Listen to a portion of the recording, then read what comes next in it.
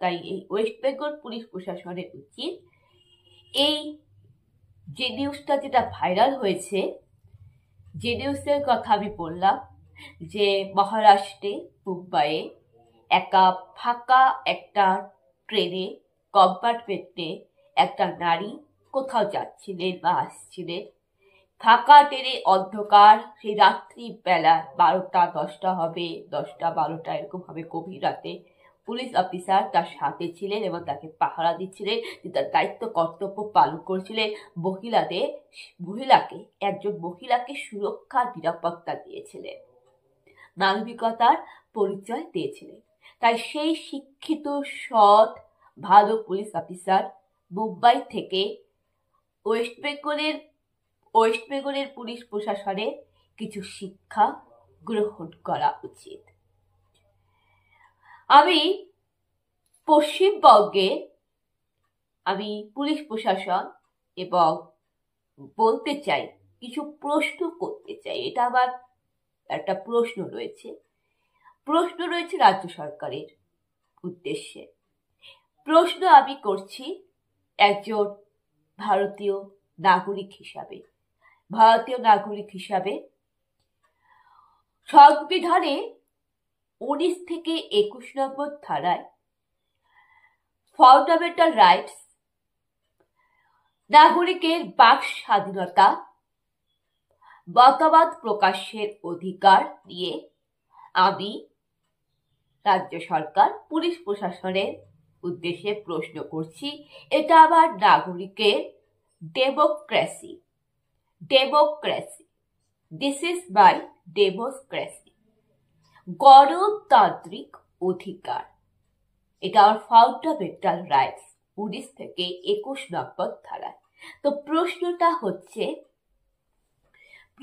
হচ্ছে যে আমাদের রাজ্যে অপরাধীরা জামিন পায় কেন? আমাদের রাজ্যে বিচার হয় না কেন? আমাদের রাজ্যে ন্যায় বিচার কবে হবে? কবে অপরাধীদের সাজা হবে? কবে পুলিশ অপরাধীদের দ্রুত গ্রেপ্তার করবে? অপরাধীদের অ্যারেস্ট করতে পুলিশ এত দেরি করে কেন? কবে এই পশ্চিমবঙ্গের মানুষজন ধর্ষিতার দিকে অভিযোগ করা, দোষারোপ করা বন্ধ করবে? কেন বারবার মেয়েদের পোশাক, মেয়েদের লাইফস্টাইল, মেয়েদের নারীর স্বাধীনতা, মেয়েদের ব্যক্তিগত স্বাধীনতা, মেয়েরা রাত্রিবেলায় বের হবে কেন? মেয়েদের দিকে আঙ্গুল তুলে দোষারোপ করা হয় কেন? কেন অন্যায়কে সমর্থন করা হয়, প্রশ্ন দেওয়া হয়? কেন অপরাধীদের সাজা হয় না কেন? কবে পাবে সেই অভয়া দিদি ন্যায় বিচার? এটা আমার প্রশ্ন।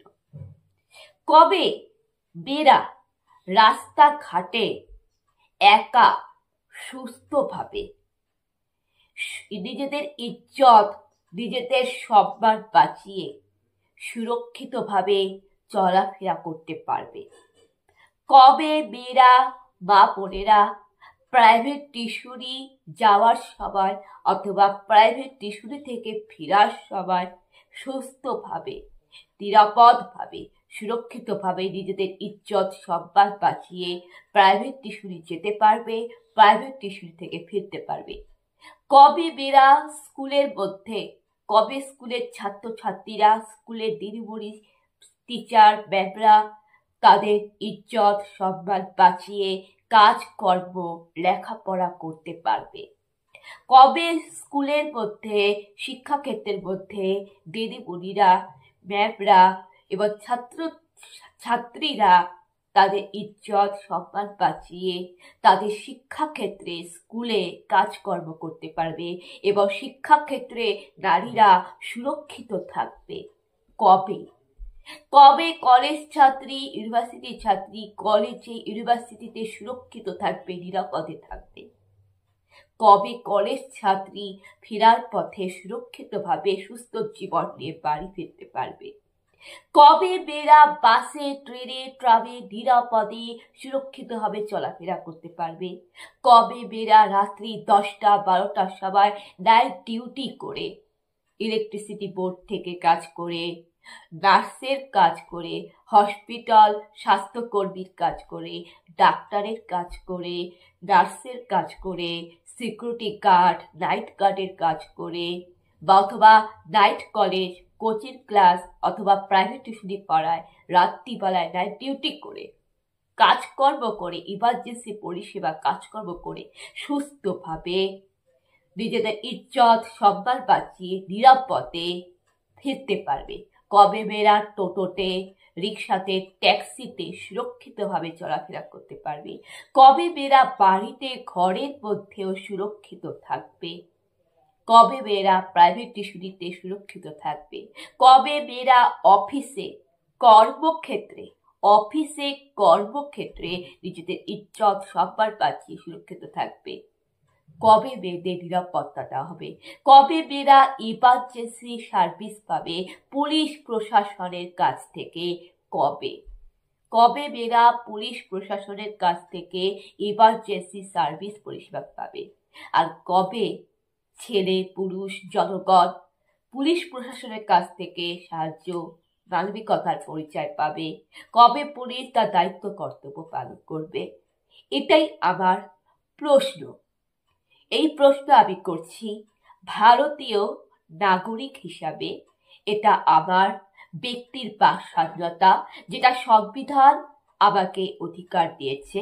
সংবিধানে 19 থেকে 21 নম্বর ধারায় নাগরিকের ফাউন্ডামেন্টাল রাইটস, যেটা আমার ব্যক্তির বাক স্বাধীনতা, মতামত প্রকাশের অধিকারে আমি এই কোশ্চেন করছি। এটা আমার democracy. This is my democracy. সুতরাং আমি এই প্রশ্ন করছি। এটা দেখে আমি বলবো যে সবার উচিত মুম্বাই পুলিশের সে যে ভিডিওটা, সেই ঘটনা থেকে কিছু নাও, কিছু জ্ঞান নাও, শিক্ষা নাও। এবং আমি বলবো প্রকৃত পুলিশ হতে গেলে সে মুম্বাই পুলিশের মতন হন। তিনি শুধু পুলিশ অফিসার হয়ে তার পুলিশের ডিউটি কিন্তু পালন করেননি। তিনি তার পুলিশের ডিউটি পালনের সাথে সাথে একজন সৎ, শিক্ষিত মানুষের পরিচয় দিয়েছে। তিনি তার কাজকে সম্মান করেছেন। তিনি তার পুলিশ অফিসারের যে উর্দি ইউনিফর্ম, সেটাকে তিনি সঠিকভাবে কাজে লাগিয়েছেন এবং তার সেই ইউনিফর্মকে, উর্দিকে তিনি রেসপেক্ট করেছেন, সম্মান করেছেন। তিনি দেশের সংবিধানকে সম্মান করেছেন, দেশের আইন আদালতকে তিনি সম্মান করেছেন। তিনি কোনো আইনের বিরোধিতা করেনি, কোনো বেআইনি কাজ করেনি এবং আইনকে সঠিকভাবে কাজে লাগিয়েছেন।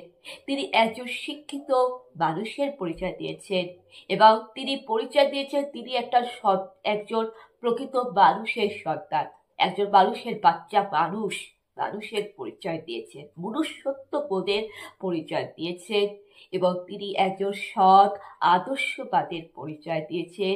তিনি মহিলা, নারীকে নিরাপত্তা, সুরক্ষা দিয়েছেন। তাই আমি বলবো যে কোথায় মুম্বাইয়ের পুলিশ আর কোথায় ওয়েস্ট বেঙ্গলের পুলিশ, কোথায় হীরা আর কোথায় তামা, অনেক অনেক পার্থক্য রয়েছে, আকাশ পাতাল তফাৎ। বন্ধুরা, এটাই আবার বলার ছিল। এটা একদম কঠিন, বাস্তব, চিরন্তন সত্য কথা বললাম। বন্ধুরা, যদি আমার কথা যদি খারাপ লেগে থাকে তাহলে আমার কিচ্ছু করার নেই। কেননা শিক্ষিত মানুষ হয়ে যদি ঠিককে ঠিক বলতে না পারি, ভুলকে ভুল বলতে না পারি, তাহলে এই লেখাপড়া করা শিক্ষিত মানুষ হওয়াটাই তো বৃথা। আপনারা সবাই ভালো থাকবেন, সুস্থ থাকবেন। আপনাদের সকলকে নমস্কার, জয়।